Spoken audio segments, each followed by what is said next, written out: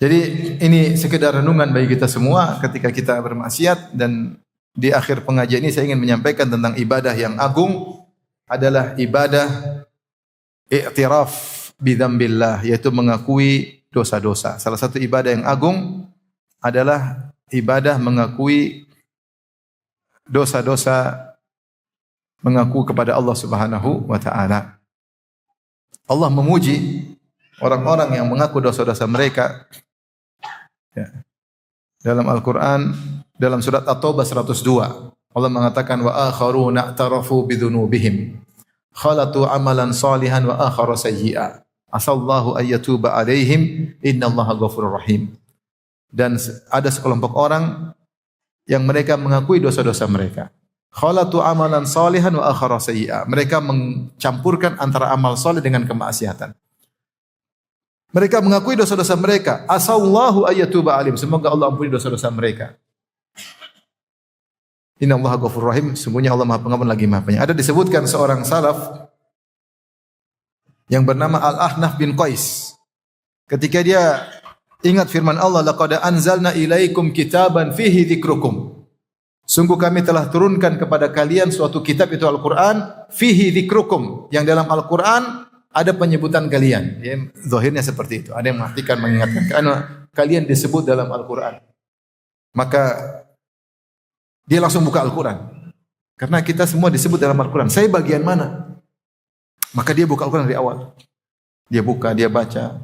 Ketika melewati ayat-ayat tentang orang-orang kafir, ini bukan saya. Saya berlindung dari siksaan neraka jahanam. Saya berlindung dari sifat orang kafir. Ketika dia melewati orang-orang beriman, qad aflahal mu'minun alladzina, ini bukan saya, terlalu jauh, saya bukan seperti itu.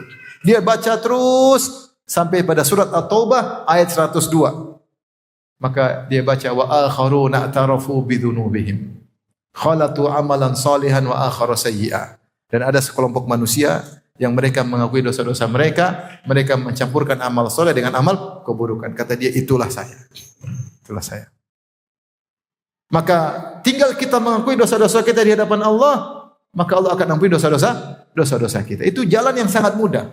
Kalau kita bicara di dunia, kita disidang oleh orang.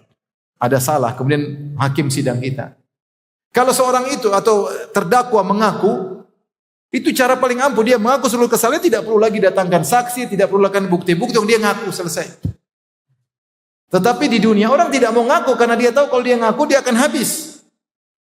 Dia akan ditangkap, mungkin dibunuh, akan macam-macam, akan diambil hartanya, sehingga orang tidak mau ngaku, sehingga hakim butuh mendatangkan bukti-bukti. Tapi kalau kita ngaku di depan Allah, justru sebaliknya, kita ngaku dosa-dosa kita, maka kita akan selamat. Dan kita enggak perlu malu. Kalau ngaku di depan hakim kita malu. Tapi kalau ngaku depan Allah adalah ibadah, justru pintu keselamatan. Wa akharuna i'tarafu bidzunubihim. Dan sebagian orang mereka mengakui dosa-dosa mereka. Jangan sampai kita tidak mengakui dosa, akhirnya baru mengaku di hari kiamat kelak yang di mana sudah tidak bermanfaat. Allah Subhanahu wa taala menyebutkan tentang orang-orang kafir yang mereka baru mengaku di hari kiamat kelak. Dalam surat Ghafir ayat 11 kata Allah, mereka berkata fa'tarafna bidzunubina fahal ila khurujin min sabil. Ya Allah, kami ngakui dosa-dosa kami. Fa'tarafna bidzunubina, kami ngaku sekarang ya Allah. Fahal ila khurujin min sabil, adakah cara untuk bisa keluar dari neraka? Jawabannya enggak ada. Percuma mengaku di hari kiamat kelak. Demikian dalam surat Al-Mulk ayat 11 Allah berfirman, fa'tarafu bidzunubihim fasuhqan li ashabis sa'ir. Mereka pun mengakui dosa-dosa mereka, maka celaka bagi mereka masuk dalam neraka jahanam. Maka ini ibadah yang agung yang harus kita lakukan, ngaku dosa-dosa kita. Oleh karenanya ada zikir-zikir yang mengingatkan kita untuk mengaku dosa. Kita ketika baca zikir tersebut hendaknya kita berhenti untuk kita ngaku dosa-dosa kita. Seperti zikir pagi petang. Zikir Sayyidul Istighfar apa? Allahumma anta rabbi la ilaha illa anta khalaqtani wa ana abduk wa ana ala ahdika wa wa'dika mastata'tu. A'udzu bika min syarri ma sana'tu. Ini di antara pengakuan. Aku berlindung dari dampak keburukan yang sudah aku lakukan. Berarti aku maksiat enggak? Aku maksiat enggak? Dan kita tahu pasti ada dampaknya, maka kita berlindung. Ya Allah, saya maksiat. Makanya a'udzubika min syarri ma sana'tu. Aku berlindung dari keburukan apa yang telah aku lakukan. Itu dosa-dosa. Kemudian setelah itu abu'u laka bi ni'matika alayya, dan aku mengakui meskipun aku seperti ini, aku akui seluruh nikmat kau terus turunkan kepadaku. Kemudian pengakuan berikutnya, abu'u bi dzambi. Dalam sebagian riwayat abu'u laka bi dzambi, dan aku mengakui dosa-dosa. Abu'u bi dzambi maknanya, ya Allah, ada dosa-dosa yang aku pikul belum bisa aku tinggalkan. Aku mengakui hal tersebut. Tolonglah hamba-Mu ini. Itu di antara doa dalam sel istighfar, kita renungkan ini makna. A'udzubika min syarri ma sana'tu, itu pengakuan. Kemudian abu'u bi dzambi, yaitu aku mengaku aku datang bertemu dengan engkau dengan memikul apa? Dosa-dosa. Ini salah satu zikir yang situ ada iktiraf. Di antaranya juga dalam doa istiftah, wajjahtu wajhiya lilladzi fatara samawati wal ard hanifa wa ma ana minal musyrikin. Inna salati wa nusuki wa mahyaya wa mamati lillahi rabbil alamin.